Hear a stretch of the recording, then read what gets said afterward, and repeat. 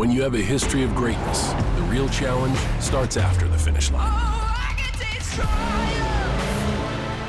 with the heart of a lion. When victory alone isn't enough, you chase something greater, no matter how difficult the path. On the dirt, in the sand, and beyond. The new 2024 Ridgeline Passport and Pilot, part of our most rugged trail sport lineup yet. From Honda.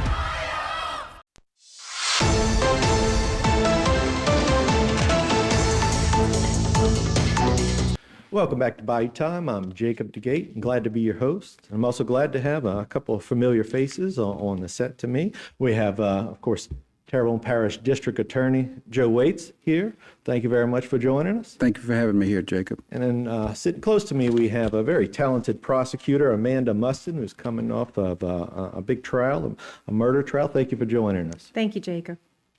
All right. First, I guess I want to ask Amanda, if you could describe a little bit about the trial that took place. I believe it was ended on February 14th, Valentine's Day. It was a murder trial. Can you tell us all about who the defendant was and what took place?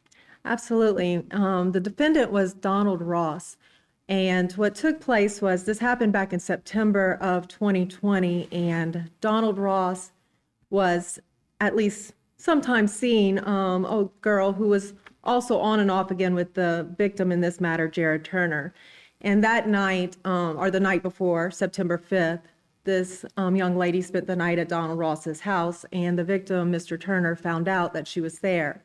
So the early morning hours of September 6th, Mr. Turner goes over to where Mr. Ross lived on the east side of Houma, went to his apartment, potentially slashed the tires of this young lady, and they had some words. He took her keys, he took some things out of her vehicle, including Mr. Ross's gun, and he went back to his residence on the west side of Houma off of Commerce Street.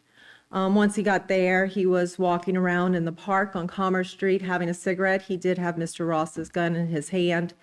Mr. Ross, when all this happened, he did not have words with Mr. Turner at the scene, but he went and got a friend's vehicle. He went borrow his Tahoe, went over to the west side where Mr. Turner lived, comes down Commerce Street, parks strategically on Good Street, giving him kind of a tactical advantage over Mr. Turner, gets out of the Tahoe, immediately puts up an assault rifle at a firing position, comes to the end of the vehicle, flinches back before unloading his gun, leaving at least 10 rounds on the ground that HPD was able to find. Ultimately, Mr. Turner was struck in the head and he died on scene.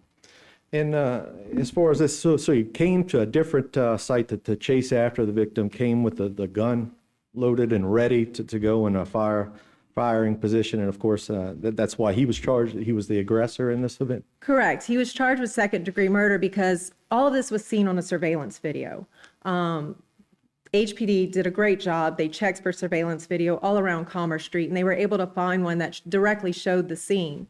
And so when they saw that he came to where Mr. Turner was, didn't have words with him before, gets out immediately with an assault rifle at the ready, he was deemed to be the aggressor. So Mr. Turner tried to claim self-defense, saying that when he flinched back, that was because, not Mr. Turner, Mr. Ross was claiming self-defense because he said when he got out of that Tahoe and flinched back, it's because Mr. Turner shot at him. But at that time, that assault rifle was already at the ready. He came across town looking for a gunfight, bringing an assault rifle with him. So he was deemed to be the aggressor. Okay, and of course that's the point that you emphasized to the jury, I'm sure.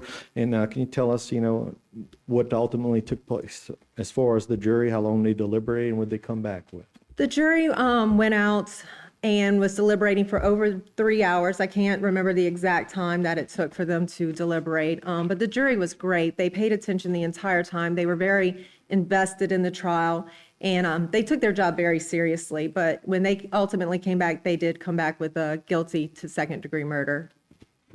All right, Mr. Waits, let me ask you a little bit. I know that guess it's been a priority of your office to assist the victim and victims' families.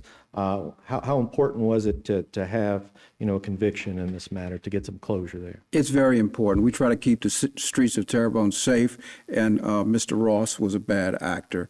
As Amanda said, he was the aggressor. He went looking for the fight, all stemming from a domestic relationship between the defendant, the victim, and another lady, Miss Fitch.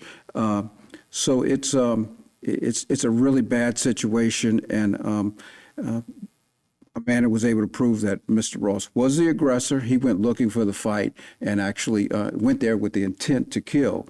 And she shot at the victim 10 times with an assault rifle. Sure. He didn't go there just to defend himself. He went there with a motive, a plan, and that was to get even with Mr. Ross because of the fact that they were sleeping with the same lady. All right. Amanda, let me ask you, as far as, preparing for the case and all during the trial, I know it takes a lot out of you as a prosecutor. I guess, is it hard not to take it personally and to make sure that you have a job that you need to get done? It's hard to, because when you spend that much time with the case and you're looking into it, you get very invested in it. You do try to maintain a distance so that you can remain objective in the matter, but you get to know the family, the struggles they're dealing with, and you get to feel for them. And so you do take it personally, but as prosecutors at all times, we are professionals, and so we do try to maintain a little bit of distance there. Well, certainly. I guess the other thing you have to learn how to is to relate to the jurors themselves, to get the conviction, make sure to appeal to them. And of course, we couldn't do it without the public coming in and serving as jurors. That's certainly an important point. It is. And look, and we talk about it every voir dire. We tell them we know that nobody's excited to get that jury summons in the mail, but people show up, they come and do their civic duty, and we do appreciate them so much for taking that time out of their schedule and their lives to come and help us decide what's true and what's just. All right, we do have to take a quick break, but we thank you for coming here, Amanda and Mr. Waits. We certainly appreciate it. You're very welcome. Thank you, Jacob. All right, stay tuned for more right here on HTV.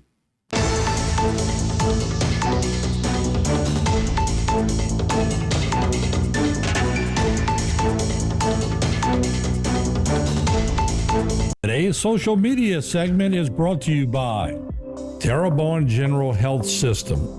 Your health is our legacy. Rouse's, you're either local or you're not. Buick, the craft of modern luxury. St. Martin and Bourke, know your rights.